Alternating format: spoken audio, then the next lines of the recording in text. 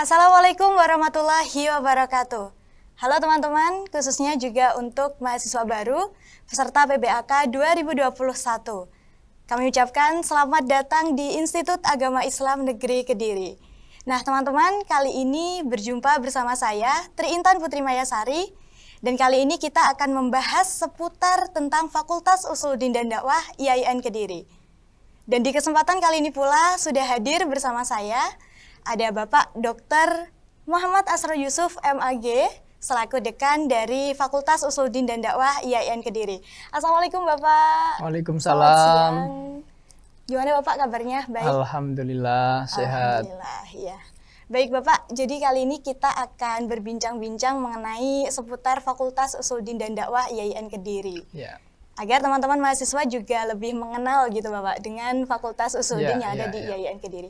Baik, Bapak mungkin bisa dijelaskan Pak secara singkat sejarah awal berdirinya Fakultas Usuluddin dan Dakwah ini seperti apa Pak? Baik, terima kasih. Fakultas Usuluddin itu di IAIN Kediri ini merupakan fakultas yang paling tua ya. Karena dari awal di IAIN Kediri itu yang ada adalah Fakultas Usuluddin. Dulu Fakultas Usuluddin ini merupakan cabang dari IAIN Sunan Ampel, Surabaya. Jadi istilahnya itu Fakultas Usuluddin IAIN Sunan Ampel di Kediri. Dalam perkembangannya kemudian pada tahun 97, ketika cabang-cabang IAIN Sunan Ampel yang ada di daerah-daerah itu kemudian diberikan otonom, maka Fakultas Usuluddin di IAIN Kediri juga berubah nama menjadi STAIN Kediri. Jadi Sekolah Tinggi Agama Islam Negeri Kediri itu sejak tahun 97. Lalu pada tahun itu Fakultas Usuluddin menjadi jurusan. Jadi jurusan Usuluddin STAIN Kediri. Nah, kemudian setelah STAIN Kediri berubah lagi menjadi IAIN Kediri pada tahun 2018. Kemudian Fakultas Usuluddin berdiri kembali dengan nama Fakultas. Ditambahi dan dakwah. Jadi sekarang namanya adalah Fakultas Usuluddin dan Dakwah. Jadi fakultas ini ditambah dengan nama dan dakwah itu mulai berdiri tahun 2018. Begitu kira-kira sejarahnya dari IAIN cabang Fakultas Cabang IAIN Surabaya, kemudian berubah menjadi STAIN, lalu sekarang kembali lagi menjadi Fakultas Usuluddin di IAIN Kediri. Ya. Baik, kalau untuk sejauh ini Pak, di Fakultas Usuluddin dan Dakwah IAIN Kediri sendiri, ada berapa program studi Pak? Sekarang ada 7 program studi di Fakultas Usuluddin dan Dakwah. Kita biasa menyebutnya FUDA ya, Fakultas Usuluddin dan Dakwah ya. Singkatannya biar enak dibaca ya. Di Fakultas Usuluddin dan Dakwah ini ada 7 program studi. Yang pertama yaitu studi agama-agama. Studi agama-agama dulu ini perbandingan agama. Jadi dari awal prodi yang pertama kali berdiri di IAIN Kediri, di STAIN Kediri ataupun di Fakultas Usuluddin Cabang Sunan Ampel, itu adalah prodi perbandingan agama. Yang sekarang berubah nama menjadi studi agama-agama. Ini prodi yang paling tua ya. Jadi Fakultas Usuluddin itu paling tua fakultasnya, tapi prodi yang paling tua adalah perbandingan agama atau sekarang studi agama-agama. Terus kemudian yang kedua ada prodi ilmu Al-Quran dan Tafsir. Terus kemudian ada prodi ilmu hadis. Dua prodi ini, IAT sama IH, itu dulunya satu prodi, namanya Tafsir Hadis. Jadi dulu itu ada prodi Tafsir Hadis. Terus kemudian seiring dengan berjalannya waktu, menurut nomenklatur dari pemerintah, lalu dipecah. Ada prodi IAT dan ada prodi ilmu hadis. Lalu ada prodi tasawuf psikoterapi, tasawuf dan psikoterapi. Lalu ada prodi sosiologi agama, psikologi Islam, dan kemudian komunikasi dan penyiaran Islam. Jadi ada 7 program studi. Iya. Baik. Banyak ya? Banyak. Oh, banyak. Termasuk salah satu yang paling banyak ya Pak di IAIN Kediri? Enggak, sekarang rata-rata sudah banyak ya di IAIN Kediri ini ya, iya. program studinya ya. Iya. Jadi bukan yang terbanyak sekarang. Salah satunya yang salah satu iya. yang prodinya paling banyak. Selanjutnya Pak, kalau tadi sudah ada 7 program studi ya Pak ya. Kemudian untuk sumber daya manusianya sendiri Pak yang ada di FUDA ini berapa banyak Pak? Jadi kalau dosen tetapnya itu sekitar 75 orang. Ya.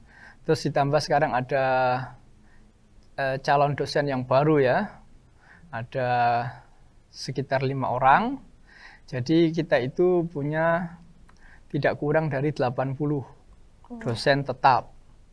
Di samping itu ada juga dosen honorer. Jadi ya jumlahnya tidak banyak.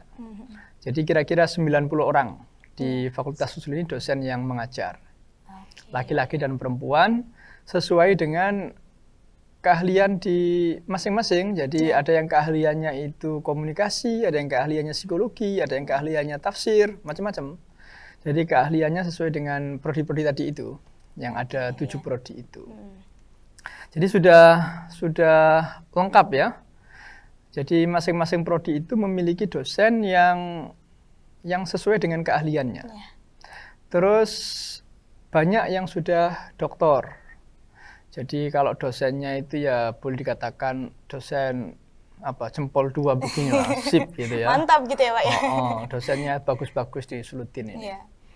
Gitu. Ya tentunya tahun demi tahun dosen ini akan terus dikembangkan ya. Terus dikembangkan jumlahnya maupun kemampuannya, kualifikasinya akan terus ditingkatkan. Jadi dosen-dosen ini sebagian besar kan sudah menguasai bahasa Arab atau bahasa Inggris. Makanya di Usuluddin ini juga sudah mulai kita rancang pembelajaran dengan menggunakan salah satu dari bahasa Inggris atau Arab. Nanti misalnya referensi, itu ya nanti mahasiswa itu ya didorong untuk menggunakan referensi bahasa Arab atau Inggris. Ya biar kayak kuliah di Jakarta atau biar kayak kuliah di luar negeri gitulah. Walaupun kuliah di Kediri tapi rasanya kuliah di Mesir gitu kan enak. Karena sudah menggunakan bahasa Arab. Misalnya yang prodi-prodi dekat dengan bahasa Arab ya. Nanti prodi-prodi yang dekat dengan bahasa Inggris, maksudnya referensinya, literaturnya banyak yang bahasa Inggris, ya kita dorong untuk menggunakan bahasa Inggris. Biar kayak kuliah di mana, di Belanda atau kuliah di Inggris atau di Amerika atau Australia gitu. Jadi kita itu berharap begitu ke sana, program-program yang kita canangkan itu begitu. Kuliah di Kediri, rasa di Mesir. Enak toh? Kuliah di Kediri, rasa di mana? Amerika, misalnya kayak gitu. Kita pasti bisa. Yang penting mahasiswa juga punya keinginan ke sana, punya motivasi ke sana. Kalau dosennya saja yang ingin, mahasiswanya enggak. Nah, jadi mahasiswa juga harus termotivasi. Bilang kepada kaprodinya atau bilang kepada dekannya, Pak, saya itu ingin kuliah di Kediri tapi rasa di luar negeri. Jadi saya ingin perkuliahan pakai bahasa Inggris, misalnya kayak gitu. Kalau mahasiswa itu semuanya semangat begitu, enak. Jadi kami di fakultas gak usah dorong-dorong, gak usah maksa-maksa ya kan. Akan berkembang dengan sendirinya gitu ya. Tapi kalau yang ingin hanya fakultas itu berat. Nah, oleh karena itu pada momen PBAK kali ini kami sampaikan harapan bahwa walaupun kuliah di daerah atau kuliah di Kediri, tapi harapannya itu seperti kuliah di tempat-tempat lain yang maju gitu ya. Gitu saya kira. Luar biasa sekali. Ya. Kemudian Pak, apa sih Pak hal yang menarik atau apa ya bisa dikatakan ciri khasnya dari Buddha ini tuh apa sih Pak? Buddha ya. Ya. Buddha ini pertama itu begini, istilahnya itu ingin membentuk mahasiswa ini menjadi orang yang sungguhnya, menjadi orang. Ya. Pernah nggak istilah, aku pengen jadi wong, menjadi orang. Ya kita ini sudah orang ya, kita ini sudah manusia, tapi menjadi manusia yang sesungguhnya manusia. Nah, artinya apa? Dari dulu di Fakultas Usul dan Dakwah ini, pertama semangatnya adalah agar mahasiswa ini mampu survive, dimanapun, kapanpun. Ya. Jadi itu misi, katakan, semangat dari para pengajar, dari para pengelola, dari para dosen. Bagaimana sih kita ini membentuk mahasiswa yang mampu survive. Jadi dalam perubahan yang bagaimanapun di masyarakat yang seperti apapun itu mampu survive. Ya. Nah, orang itu yang paling hebat itu adalah orang yang mampu survive, mampu beradaptasi, mampu mengikuti dimanapun dia berada. Karena kita nggak tahu ya, kita nanti itu di mana? Apakah kita nanti itu di Malaysia? Apakah nanti itu kita di Papua atau di mana? Kita nggak tahu. Kita juga belum tahu persis nanti kita itu sebagai apa. Nah, oleh karena itu pertama yang perlu ditekankan di Fakultas Usul ini adalah bagaimana agar lulusan atau alumni dari Buddha ini menjadi orang yang memiliki kemampuan untuk survive. Ya. Itu yang sebenarnya yang tekanannya di situ. Baru nanti kepada keahlian di program studi masing-masing. Ahli di bidang psikologi, tapi punya kemampuan survive. Ahli di bidang komunikasi dan penyiaran Islam, tapi juga memiliki kemampuan untuk survive. Jadi ahli tafsir, tapi juga memiliki kemampuan yang survive. Jadi seluruhnya itu, prodi apapun, diharapkan nanti itu. Jadi memiliki kemampuan untuk survive. Karena itu yang sangat penting, bekal mampu survive, mampu adaptasi. Jadi kalau kita mampu survive, itu kita akan bisa hidup. Yang kuat adalah yang survive. Ya. Jadi kalau mampu survive itu berarti pasti kuat. Ya. Gitu. Nah, itu yang berat itu di situ. Betul. Nah, oleh karena itu saya tekankan kepada seluruh calon mahasiswa baru bahwa ketika nanti Anda masuk di fakultas ini, kuliah ini, cari pelajaran apa, mata pelajaran apa, mata kuliah apa yang membuat Anda memiliki kemampuan untuk survive tadi itu loh. Dalam kurikulum sudah kita rancang, tapi nanti mahasiswa diharapkan lebih mencermati. Apa sih yang membuat ketika nanti kami lulus itu memiliki kemampuan yang survive, tangguh, ulet, gitu kan, mampu memecahkan persoalan gitu. Itu hal-hal yang membuat mahasiswa itu survive. Tangguh, ulet, mampu memecahkan persoalan, mampu berkomunikasi dan beradaptasi dengan orang lain. Nah, itu yang selalu kami tekankan. Baru nanti kemudian masuk di keahlian masing-masing program studi. Nah, oleh karena itu dalam istilah populernya itu ada istilah pengembangan HOTS, ya, Higher Order of Thinking Skill. Jadi kemampuan berpikir tingkat tinggi. Artinya HOTS itu berarti memungkinkan mahasiswa itu memiliki kemampuan berpikir tingkat tinggi. maksudnya yang tadi saya sebutkan tadi, mampu memecahkan masalah, mampu beradaptasi komunikasi dengan orang lain, dan seterusnya, dan seterusnya. Itu yang kami tekankan di Fakultas Usuluddin dan Dakwah, di samping keahlian masing-masing prodi. Berarti memang mahasiswa juga harus memiliki skill-skill tersebut ya Pak, agar bisa bersaing gitu nanti. Iya, karena lulus. Ke depan itu kalau sekarang sudah sangat sangat ketat persaingannya. Betul sekali, Pak. Sangat ketat. Kadang-kadang lulus itu bingung ya, bingung mau ngapain setelah lulus. Kadang belum kepake ya.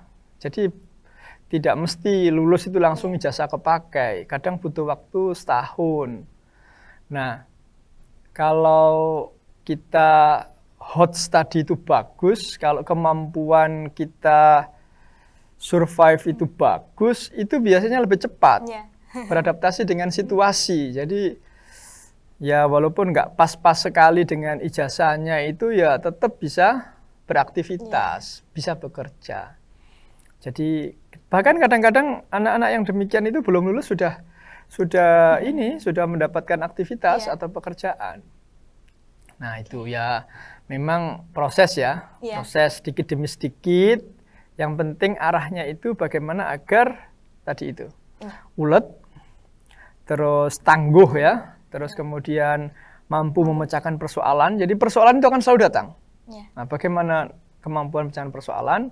Lalu yang tidak kalah pentingnya adalah mampu berkomunikasi dan beradaptasi dengan orang lain. Ya, menarik sekali ini ya. Kemudian Pak, kalau kita berbicara tentang perkuliahan pasti tidak jauh-jauh dengan yang namanya fasilitas atau sarana prasarana.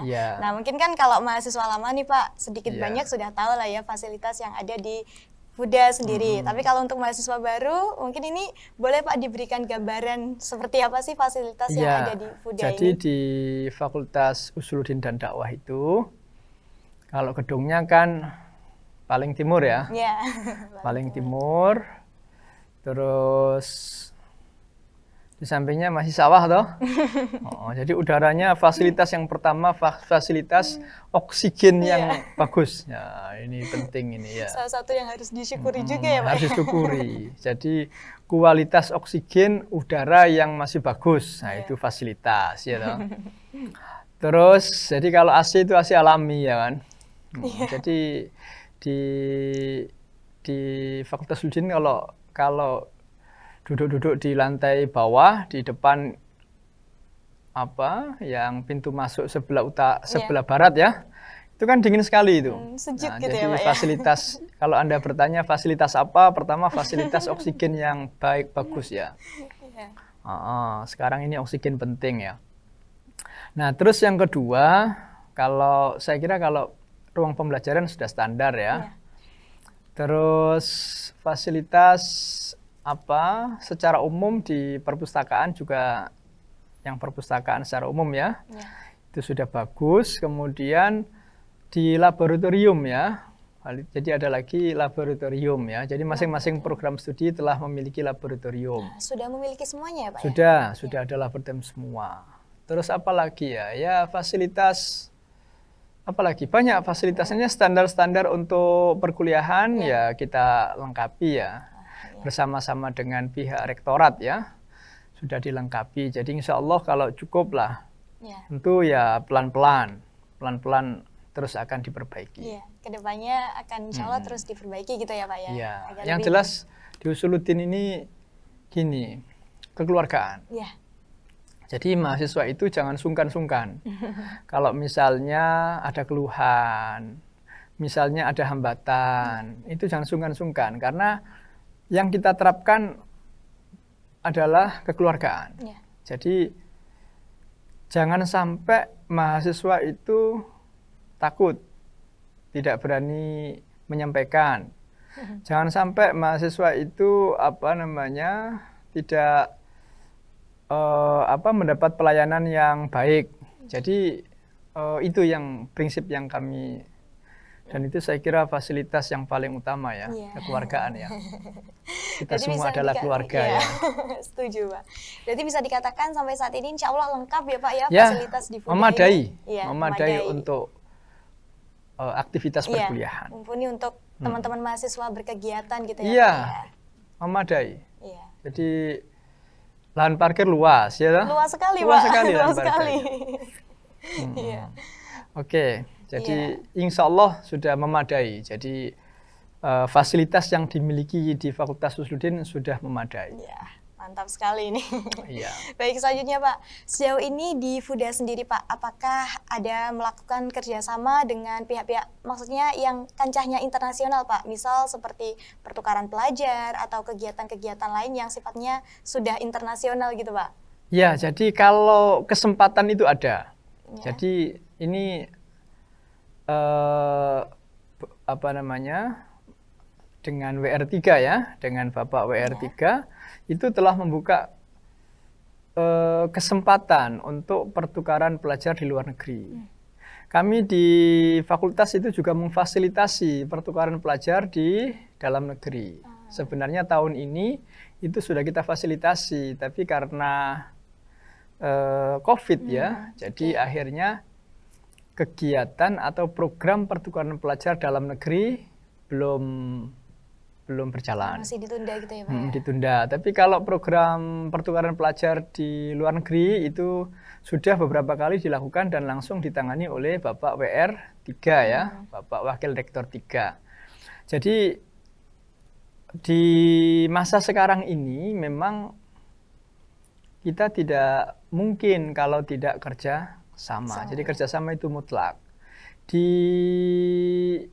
era Merdeka Belajar ya, Merdeka Belajar ini kerjasama itu mutlak. Jadi nanti mahasiswa di sini, di Fakultas Usuluddin IAIN Kediri dan Dakwah IAIN Kediri, itu bisa menjalani perkuliahan selama beberapa minggu di perguruan tinggi khususnya PTKI ya, karena kalau nanti kan mata kuliahnya harus sama, harus sama. Kalau mata kuliahnya beda kan repot. Kalau misalnya Fakultas Usuluddin dan Dakwah IAIN Kediri nanti bisa kuliah di PTKI yang lain di luar Kediri, di Surabaya atau di Malang atau di mana, di tempat yang lain, itu bisa.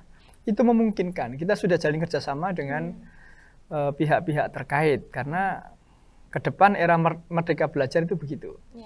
Jadi termasuk kerjasama dengan pemerintah daerah.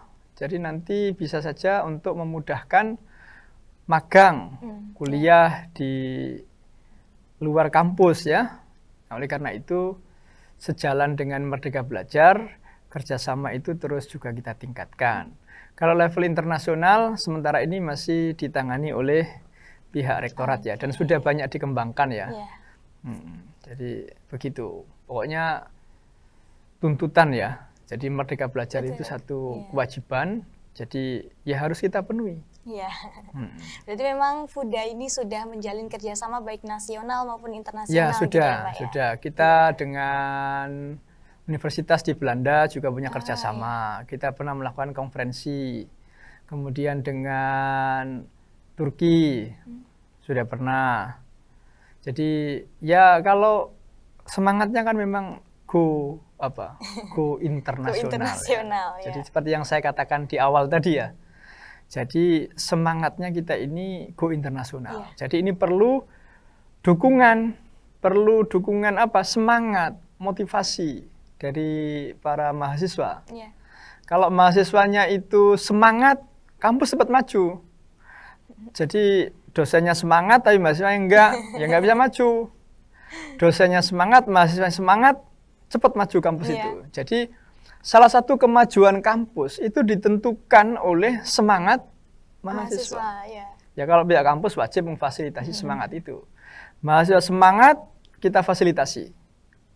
Pak, saya ingin supaya bisa pertukaran pelajar misalnya dengan UIN Yogyakarta. Oke, kita fasilitasi. Jadi yang penting itu dulu, kemauan. Cuma ya sebenarnya tahun ini sudah kita rencanakan dengan beberapa perguruan tinggi, tapi karena masih COVID ya, jadi belum bisa dilaksanakan. Berarti poin yang bisa diambil nih Pak ya, antara fakultas sendiri dan juga mahasiswa ini harus saling maju gitu ya Pak, jadi, ya, punya kemauan. di fakultas itu pertama ada pimpinan fakultas. Lalu ada ketua program studi. Di pimpinan fakultas itu ada dekan. Lalu ada wakil dekan. Lalu ada bagian akademik ya. Di situ ada kabak, ada kasubagnya yang bagian melayani administrasi, mau KRS-an, mau apa. Lalu ada ketua program studi. Lalu ada ketua laboratorium. Lalu ada dosen. Lalu ada mahasiswa. Semua pihak ini harus semua punya semangat yang sama. Semangat untuk bermutu, maju. Nah, kalau yang dosen, kemudian apa tadi, ketua program studi, pimpinan ini kan sudah satu maksud saya satu kemauan. Jadi saya jamin dosennya semua ingin maju mahasiswanya. Saya jamin kaprodinya semua mahasiswa ingin maju. Begitu pula layanan administrasi. Nah sekarang tinggal mahasiswa. Tinggal Anda semua calon mahasiswa baru ini. Mau maju sampaikan. Ingin seperti apa sampaikan. Kalau belum bisa kami penuhi sekarang, kami akan programkan di masa-masa yang akan datang. Tapi kami senang. Kalau ada mahasiswa itu ingin, Pak, saya itu ingin mendapat praktek yang seperti ini. Tapi tentu saja sesuai dengan lingkup program studinya ya. Ingin dapat praktek seperti ini, sampaikan. Jadi tugas kami adalah memfasilitasi mahasiswa agar bisa berkembang. Kalau belum bisa difasilitasi sekarang, ya pelan-pelan. Maksud saya, tapi pasti kami akan memfasilitasi walaupun mungkin tidak bisa langsung ya. Tapi itu semangat kami itu adalah melayani mahasiswa agar mahasiswa itu bisa berkembang. Iya, tapi ada prosesnya itu gitu ya Pak ya. Ya, tentu ya pelan-pelan ya, sedikit demi sedikit. Luar biasa sekali. Mungkin terakhir Pak, ada pesan untuk teman-teman nih, khususnya mahasiswa baru yang sedang melangsungkan PBAK nih Pak. Ya, pertama saudara-saudara mahasiswa baru ya. Pertama, kuliah itu niatnya adalah tentu mencari ilmu. Jadi apapun prodi Anda, niat pertama itu jangan lupa niat mencari ilmu lillahi ta'ala itu dulu. Karena kita sebagai muslim itu pertama itu membenarkan niat. Jadi kuliah itu apa sih? Ya niat thalabul ilmi, mencari ilmu. Lillahi ta'ala titik. Jadi niat ilmu karena diperintah oleh Allah, itu aja. Mencari ilmu karena diperintah oleh Allah. Itu yang pertama, niatnya. Terus yang kedua, rencanakan dengan baik. Jadi Anda ini akan kuliah selama 8 semester atau 4 tahun. Rencanakan dengan baik. Konsultasi dengan ketua program studi di awal-awal semester 1 ini. Rencanakan. Jangan sampai Anda nggak paham apa yang akan dilakukan di semester pertama, kedua, ketiga, keempat. Pahami dengan baik. Rencanakan dengan baik. Terus setelah itu, ya tentu saja terus jaga semangat ya. Karena yang paling penting itu jaga semangat. Kalau semangat ini tetap terjaga, saya yakin berprestasi. Saya yakin. Dan jangan lupa yang terakhir, berdoa. Berdoa. Jadi walaupun sudah jadi mahasiswa tetap baik untuk berdoa ya. Jangan mahasiswa terus nggak berdoa, jangan begitu. Tetap berdoa. Saya kira itu. Ya, itulah teman-teman pembahasan kali ini bersama Bapak Dekan Fakultas Usuluddin dan Dakwah IAIN Kediri. Bapak, terima kasih banyak hari ini sudah menyempatkan hadir. Dan teman-teman, saya Tri Intan Putri Mayasari pamit. Mohon maaf apabila ada kesalahan. Untuk teman-teman juga jangan lupa tetap jaga kesehatan dan patuhi protokol kesehatan. Karena kita masih ada di kondisi COVID-19. Kita doakan bersama-sama semoga pandemi ini segera berlalu. Amin. Saya Tri Intan Putri Mayasari pamit undur diri. Sekian, wassalamualaikum warahmatullahi wabarakatuh.